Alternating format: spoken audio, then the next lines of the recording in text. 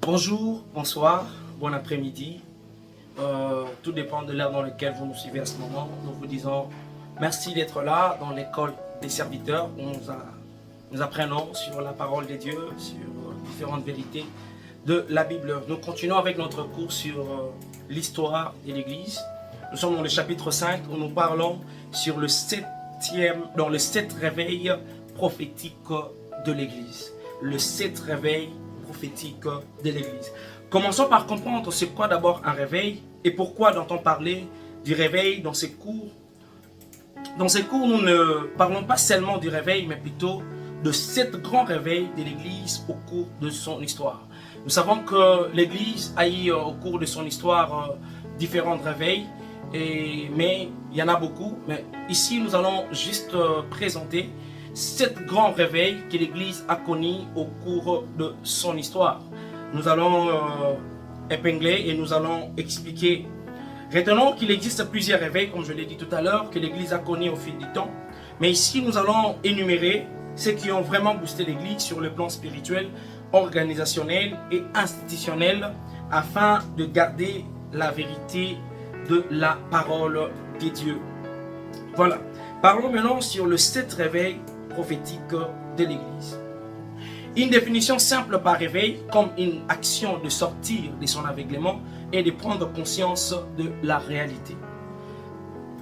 Une définition très simple, lorsqu'on parle du réveil, il s'agit d'une action de sortie de son aveuglement ou de prendre conscience d'une réalité. Alors, le réveil a pour but, généralement, le réveil a pour but apporter apport d'un nouveau vent, d'une nouvelle vérité qui fait changer tout. Vraiment retenez ça, nous allons vraiment y revenir beaucoup. Deuxième point, je dirais apport. Donc le réveil a pour but d'apporter un changement sur une vérité qui a été détournée ou mal expliquée, qui entraîne de graves erreurs. On dit encore le réveil a pour but d'instaurer ou de restaurer une nouvelle manière de se comporter, touchant même l'organisation et la communauté. Donc, le réveil encore a pour but de remettre en place une déviation visant à déstabiliser toute une institution déjà établie, comme DCO, dont l'Église a connu dans son histoire plusieurs personnes qui ont voulu, plusieurs vents qui ont voulu dévier l'Église, mais nous avons vu des personnes, des vaillants, des héros dans la foi, qui d'une manière ou d'une autre, ils étaient là pour garder la vérité, garder la foi. Bien qu'il y avait des gens qui ont voulu désorienter la vérité, mais la vérité de la parole de Dieu a resté intacte parce que nous l'avons et nous l'aurons toujours. Voilà. L'Église a connu dans son histoire 6 grands réveils prophétiques et nous avons la certitude que nous sommes en train de vivre le 7e actuellement. Voilà. Nous présentons les 6 grands réveils que l'Église a connus dans son histoire. Le premier réveil que l'Église a connu dans son histoire, c'est la Pentecôte. Nous connaissons que l'Église est née à la croix. Jésus-Christ a donné naissance à l'Église à la croix. Mais cette Église, s'est réveillée, a ouvert les yeux et a commencé à opérer dans le jour de Pentecôte, ou plutôt au jour de la Pentecôte. Nous l'avons beaucoup expliqué, si vous l'avez vu dans le cours, c'est qu'à la croix, l'Église était comme un bébé. Vous voyez, comme à l'hôpital, quand un bébé naît, il ne crie pas, mais il est là, il est né, mais il n'a pas encore donné signe de vie. Et il faut qu'un médecin ou celui qui a fait, a fait coucher la femme, frappe ou donne un coup de gifle à l'enfant pour que l'enfant puisse crier. Alors, de même, l'Église, le jour de la Pentecôte, le pneu, donc le coup de vent que l'Église a reçu, c'est comme, comme un gifle qu'on donne à un bébé qui ouvre les yeux et qui montre qu'il y a la vie. Donc, au jour de Pentecôte, l'Église s'est réveillée. On parle de premier réveil prophétique de l'Église, c'était le jour de la Pentecôte, où l'Église s'est réveillée pour la toute première fois. Donc on dirait l'Église a pris vie et a commencé à opérer. Donc la Pentecôte marque le premier réveil de l'Église après sa naissance spirituelle à la croix. Alors si l'Église est née à la croix comme un bébé, nous venons déjà de le dire, qui vient de naître sans pousser un cri, alors c'est au jour de la Pentecôte que cela a eu lieu. Donc le grand réveil spirituel qu'a connu l'Église les jours de la Pentecôte apporte un nouveau vent sur cette Église qui vient d'avoir jour, mais aussi une organisation mondiale qui vient de se mettre en place, l'inauguration d'une nouvelle race, un nouveau peuple appelé à vivre la vie du ciel sur la terre. Donc ces jours-là, il y avait une inauguration d'une nouvelle race de personnes, je dirais un nouveau peuple que Dieu a introduit dans la planète. Waouh, une organisation internationale qui a commencé. C'était ces jours-là. Alors, nous allons voir ce qu'apportait ces réveils de la Pentecôte. Nous allons voir l'Église va maintenant s'organiser. Nous allons voir une Église, nous allons voir et vivre une Église organisée et nous allons l'appeler l'Église primitive. Nous allons voir une organisation sera mise en place. Il y aura des apôtres qui sont chargés de l'enseignement et il y aura des diacres et des personnes fiables qui seront là pour faire des distributions, gérer les affaires courantes de l'Église. Donc, ces réveils non seulement apporter un vent spirituel, mais aussi d'une manière organisationnelle. C'est là maintenant que nous allons voir même que les gens commencent à se réunir pour prier. Et nous allons voir une communauté commence à prendre forme. Et après cette réveil, nous allons voir l'Église qui va souffrir pendant un temps, que nous parlerons de l'Église sous la persécution des Néron. Après Néron, nous allons voir au 1er siècle, 2e siècle, 3e siècle, la souffrance des hérésies. Donc cette Église qui a connu le réveil dans le Pentecôte, il va vivre, mais après un moment, il va vivre bien, tout petit peu un moment, mais après il va entrer dans un vent de la persécution. Et la persécution prendra encore une autre forme de 2e siècle, 3e siècle. Sera maintenant une persécution des hérésies, dont l'Église ne sera non seulement confrontée avec la persécution je dirais, corporelle, où on tuait les fidèles, mais aussi l'Église sera confrontée face aux hérésies. Alors les hérésies vont entrer beaucoup à l'Église. Alors Dieu va encore agir auprès d'un homme que nous connaissons dans l'histoire de l'Église, appelé l'empereur Constantin. Et c'est là qu'il va déclencher le deuxième réveil prophétique de l'Église. Comment? Il y aura un empereur qui viendra, qui s'appellera Constantin. Cet empereur, vous connaissez, nous avons dit ça dans notre vidéo sur les 4 conciles. Allez le suivre. Nous avons parlé beaucoup sur l'empereur. Ici, on ne va pas vraiment entrer encore en profondeur sur l'empereur parce que c'est déjà dit. On s'entend que vous le connaissez déjà si vous avez suivi nos vidéos précédentes. Donc voilà. Et ici, Dieu va passer par un homme, par un empereur, afin d'arrêter la souffrance que l'Église vivait à cette époque. Et il y aura ce qu'on appelle l'édit des 1000 ans. L'édit des 1000 ans, c'est l'arrêt de la persécution de chrétiens. Cela s'est passé quand? En 313, qui a eu l'édit des 1000 ans et ça a vraiment propagé. Et là, nous allons voir, après une longue période que l'Église a pu sombrer, comme je l'ai dit tout à l'heure dans la persécution, nous allons voir entre 2e et 3e siècle, une Église confrontée entre les hérésies, une déviation qui devenait de plus en plus sérieux. Alors Dieu va intervenir en faveur de l'Église par l'édit des 1000 ans 313 sous l'empereur Constantin. Donc ceci est considéré comme un deuxième réveil prophétique de l'Église, car il va amener l'Église à un réveil non seulement spirituel, mais lui permettra d'instaurer ou de restaurer un empire voué totalement au Seigneur Jésus-Christ, un vent nouveau touchant même son organisation. C'est cette période-là même que l'Église a pu vraiment s'organiser. Nous parlons d'une Église organisée durant vraiment la période de Constantin, où l'Église a pris vraiment sa place, même dans l'Empire, parce que tout l'Empire était christianisé. Donc voilà, c'est ça le deuxième réveil prophétique. Mais nous allons voir ce deuxième réveil, bien que prophétique c'est bon, ça va aller à un moment aussi, il y aura un refroidissement quand il y aura l'avènement de la papauté, surtout au 11e, je dirais 9e, 10e, 11e siècle.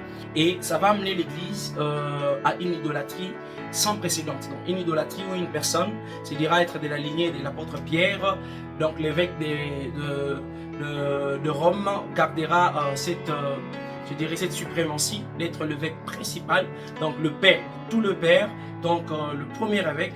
Alors cela va déclencher le troisième réveil prophétique de l'Église, qu'on appelle ça le réveil de l'orthodoxie. Le réveil de l'orthodoxie, c'est le réveil de la vérité. Donc le réveil de l'orthodoxie est un réveil survenu en 1054 lors du schisme de l'Orient, appelé aussi schisme de 1054. Donc ce réveil donnera naissance à l'Église connue jusqu'aujourd'hui au nom de l'Église orthodoxe, survenue à cause de l'autorité papale de l'Église de l'Occident, qui s'autoproclamait supérieure à d'autres, car prétendait-elle qu'elle détenait la clé de l'apôtre Pierre que Jésus-Christ lui avait confié, Matthieu chapitre 26. Et là même que nous voyons même la naissance de l'Église catholique. Donc il y aura de l'autre côté de l'Occident l'Église catholique et de l'Orient l'Église orthodoxe. Ça aussi c'est un réveil où l'Église s'est levée contre une hérésie. Et cette hérésie, c'était quoi? L'hérésie de l'autorité papale. Et après le troisième réveil de l'orthodoxie, nous allons voir le réveil de la réforme. Les réveils de la réforme, comme son nom l'indique, c'est un réveil issu de la réforme du XVIe siècle avec les grands réformateurs Martin Luther, il y avait Zwingli, il y avait Jean Calvin. Donc il est à noter que ces réveils, bien que déclenchés au XVIe siècle, cela avait déjà commencé vers le XIIIe siècle au sein du catholicisme avec des pères de l'Église comme John Wycliffe, Jean-Hugues de Bowen, etc.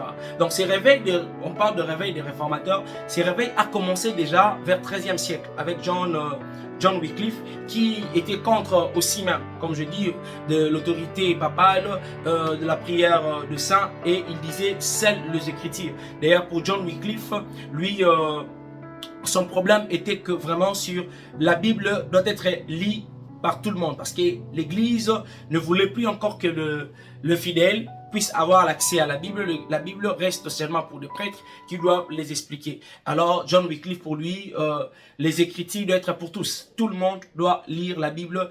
Dieu peut se révéler à chacun de nous de la manière dont il veut. Donc, voilà aussi, c'était ça son combat, et aussi les dessous, la scripture a celle des Écritures qui est au-dessus et non pas un homme.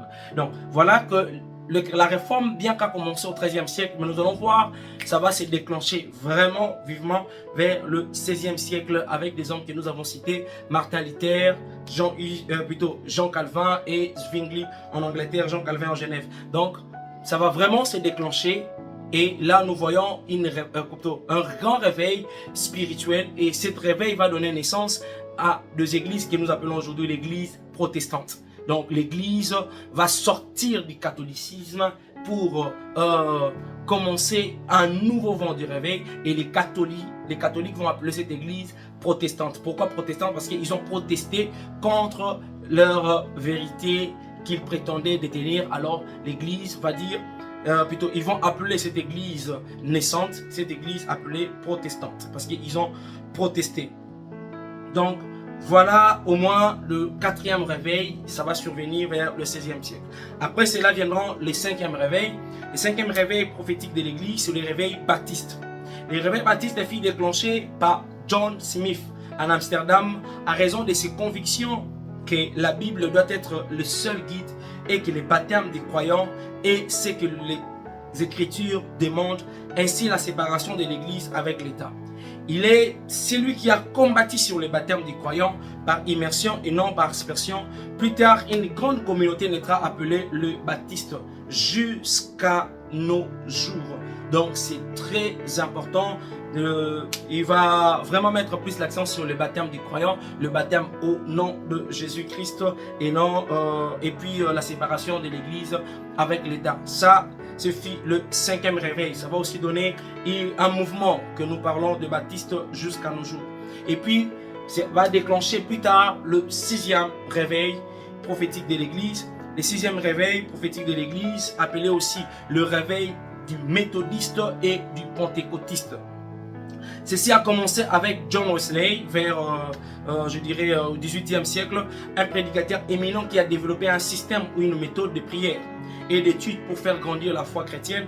Mais cette église indépendante va prendre son grand souffle vers les années 1906 aux États-Unis avec Charles Fox Parham et William Joseph, par un mouvement appelé le pentecôtiste, ici des méthodistes, donc où nous verrons la présence des manifestations du Saint-Esprit pendant nos moments de culte. De ces mouvements est né les églises que nous appelons aujourd'hui les assemblées des dieux. Donc voilà, le 6e réveil prophétique, si on appelle ça le réveil du méthodiste et du pentecôtisme. Cela a déclenché aux États-Unis. Bon, ça a commencé avec John Wesley, mais plus tard ça sera bien déclenché par Charles Parham et William Joseph. Vraiment, ils vont amener les mouvements charismatiques que nous avons aujourd'hui. Nous voyons la manifestation de l'esprit. Pendant nos cultes, il y a eu des gens qui ont amené ces réveils. Donc, c'est de là qu'est sorti plusieurs hommes de Dieu, servants de Dieu que nous connaissons actuellement, tels Osborne, William Marion Branham, Juanita et Billy Graham, Jacques-André Verneau, et pourquoi pas parler de Mosé Haïdi Nabala, ici dans notre pays, par cette grande croisade de Tel Osborne qui a été organisée. Donc voilà un peu ces 6 grands réveils qu'a connu l'Église au fil du temps. Et ces 6 grands réveils, comme nous avons dit, amenent l'Église à un vent nouveau d'une manière spirituelle, mais aussi à faire naître une organisation indépendante ou toujours à l'intérieur, mais pour ramener la vérité de la parole de Dieu comme le Christ nous a enseigné. Donc voilà, c'est très important. Alors, nous allons consacrer quelques minutes sur le 7e réveil prophétique de l'Église. Il est à reconnaître que nous avons quitté le ciel de la lumière qui a eu lieu vers le 18e au 19e siècle. Nous sommes vraiment entrés actuellement dans ce qu'on appelle le siècle de l'esprit. Les choses changent plus vite et l'évolution de la technologie monte pas comme avant. Nous sommes actuellement dans le siècle de l'esprit ou encore le siècle de la vitesse. Le 7e réveil prophétique peut être appelé le réveil de la maturité spirituelle, car nous sommes dans l'heure où l'Église, comme épouse, doit se préparer ou entrer dans la grande maturité, car Christ ne viendra pas prendre une femme immature, mais plutôt une femme mature. Notre Christ, notre Dieu, notre Jésus-Christ n'est pas un pédophile pour venir prendre une église qui est immature. Nous sommes dans l'heure où l'église entre dans cette ère que nous parlons de la grande maturité, de la grande spiritualité. Nous ne sommes plus encore dans l'heure dans le siècle de la lumière. Le siècle de la lumière a passé, c'était vers le 18e, début du 19e siècle. Nous sommes dans le 21e siècle, nous sommes dans le siècle de l'esprit, le siècle de la vitesse, où les choses évoluent plus rapide que ça n'a été. L'évolution de la technologie prend une ampleur sans précédent. Alors, l'Église aussi entre dans une nouvelle dimension, je dirais, de l'esprit et dans une vitesse, je dirais, une vitesse supérieure. Voilà. Et cette vitesse supérieure, c'est dans la connaissance de la parole de Dieu, dans un mouvement, je dirais, prophétique, dans un mouvement spirituel. Je parle ici de la spiritualité. Je ne parle pas de la vie chrétienne, je parle de la vie spirituelle que nous sommes censés amener avec notre Dieu d'une manière exceptionnelle. Alors voilà. C'est ce qui caractérise au moins le 7e réveil spirituel en gros. Mais parlons des caractéristiques du 7e réveil prophétique de l'Église actuelle. Durant cette période de l'histoire de l'Église connaîtra ce que la Bible a annoncé à son sujet, qu'au temps de la fin, le Seigneur permettra à ses enfants de percer certains mystères qui n'ont pas été expliqués à l'époque, voir le livre de Daniel. Nous vivons, je dirais, où nous allons vivre déjà bientôt à l'Église, 3 choses. Une forte maturité que l'Église aura dans cette période que nous entrons dans ces temps.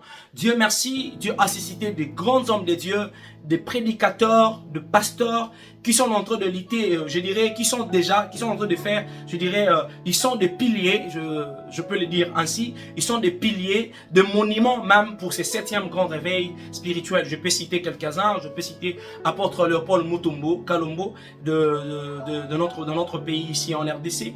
Cet homme de Dieu, vous savez, nous avons souvent l'habitude d'honorer des personnes quand ils sont morts. C'est quand ils sont morts qu'on dira « Ah, cet homme-là, vraiment, il parlait des mystères. » même de Charles Parham, de William Smith. Vous savez, c'est après que les gens ont constaté qu'il y avait vraiment un mouvement et ça a pris de l'ampleur. Aujourd'hui, il y a des hommes de Dieu qui amènent l'Église à une maturité spirituelle sans précédent. Il y a eu des hommes, comme je vous ai cité, apôtre Léopold Mutombo. Je ne peux pas aussi m'empêcher de citer ces grands hommes de Dieu aussi qui participent dans ces grands réveils prophétiques de l'Église. L'apôtre Roland Dallot sont des hommes qui amènent un grand réveil prophétique dans cette période. Et cette réveil est caractérisé par la maturité spirituelle, une maturité sans précédent. Et deuxième caractéristique, on parle de la spiritualité. Je parle ici pas de la vie chrétienne, je parle de la vie spirituelle. Dieu merci encore, nous avons des hommes et des serviteurs de Dieu. Peut-être c'est après leur mort, plus tard, que nous comprendrons qu'il y a eu des hommes qui ont marché avec le Seigneur, il y a eu des hommes qui ont parlé de la part de Dieu et qui ont bougé un réveil de ce septième réveil, de ce septième grand réveil spirituel. Parce que moi, personnellement, je crois qu'après ce septième réveil spirituel, le huitième sera l'enlèvement. Alors, nous sommes en train de préparer l'Église à une maturité, mais aussi à une vie de spiritualité. Il y a eu des hommes qui le combattent et qui travaillent dans ces directions, comme le prophète Joël Francis Tatou. Il y a aussi le pasteur éminent serviteur de Dieu, le pasteur Marcelo Tounassi. Il y a beaucoup de hommes de Dieu, pour ne citer que eux. Ils sont nombreux qui travaillent sur la spiritualité, vraiment réveiller les gens. Il y a beaucoup de hommes de Dieu, pour ne citer que eux. Ici au Congo, ils sont nombreux. Et troisième caractéristique, nous allons voir ça, je le crois, et je vous l'ai dit, nous allons le voir plutôt, pendant cette période de septième réveil spirituel, nous allons voir une unité dans l'Église qui ça n'a jamais été. Ah oui, l'unité dans la diversité. Nous sommes dans le temps où l'Église est appelée à être unie malgré nos diversités, malgré nos différences. Mais l'Église est appelée à être unie. Et je vous le promets, je le dis comme serviteur de Dieu, nous sommes dans l'heure où nous allons voir une unité forte de l'Église. Ça va s'annoncer, mais nous allons le vivre. Où il n'y aura plus encore déjà tel pasteur est mauvais, tel pasteur a dit telle chose pour tel pasteur, telle église est contre tel. Non, ici je parle de l'église de Christ. Je ne parle pas de l'interreligion, de l'écuménisme. Je parle de l'église de Jésus-Christ. Donc nous allons voir une unité forte, non seulement des hommes de Dieu, mais aussi de l'église. Cela marque ce que je dis, le septième grand réveil prophétique de l'Église. Donc, durant cette période de la grande spiritualité que le monde va connaître par l'Église, nous allons aussi vivre une évolution technologique sans précédent qui préparera aussi l'avènement de l'Antichrist par trois choses. Un, il y aura le monde d'un côté, parce que durant cette période de ce septième grand réveil spirituel, d'un côté l'Église enseigne la maturité dans la spiritualité afin qu'il y ait une unité sans précédent dans l'Église. Mais de l'autre côté, les diables aussi travaillent par ces trois choses pour instaurer son règne quand il va venir, quand viendra plutôt l'Antichrist. Les diables travaillent pour ces trois éléments. Le premier élément, l'instauration d'un nouvel ordre mondial dans la politique internationale mondiale. L'instauration d'un système économique mondial, donc une monnaie électronique mondiale. Aujourd'hui, vous attendez parler de Bitcoin, vous attendez parler de monnaie électronique. Ah oui, ça prendra l'ampleur sans précédent. Nous sommes que dans le début de ces grands réveils. Et troisième de chose, l'installation d'un système de religion mondiale. Donc, c'est pour amener les gens à ne pas croire à l'enlèvement. Lorsqu'il y aura un enlèvement, il y aura l'instauration d'un système de religion mondiale. Aujourd'hui, nous avons déjà l'interreligion qui évolue dans le monde. Donc, il faut vraiment tenir compte de cela. Donc, voilà un peu ce septième grand réveil spirituel que nous sommes déjà en train de le vivre à ces moments. Vraiment, j'exhorterai à nous, les serviteurs de Dieu, à nous, les étudiants de l'école des serviteurs, ici en Écosse, apprenons, enseignons les gens, sachant que nous sommes déjà dans ce septième grand réveil, que l'Église se réveille, où on parle de ce grand réveil de la spiritualité. Et je suis certain, je suis convaincu que parmi les pays dans lesquels ce grand réveil va se déclencher, la République démocratique du Congo fait partie. cet grand pays qui, en son sein, égorge des grands serviteurs, des grands hommes de Dieu, il y aura, je l'ai dit, il y aura bientôt une maturité profonde, une maturité très très profonde que l'Église n'a jamais connue. Alors voilà, c'était ça, le 7 grand réveil prophétique de l'Église. Que Dieu vous bénisse. Nous allons encore nous voir prochainement à notre vidéo. Merci.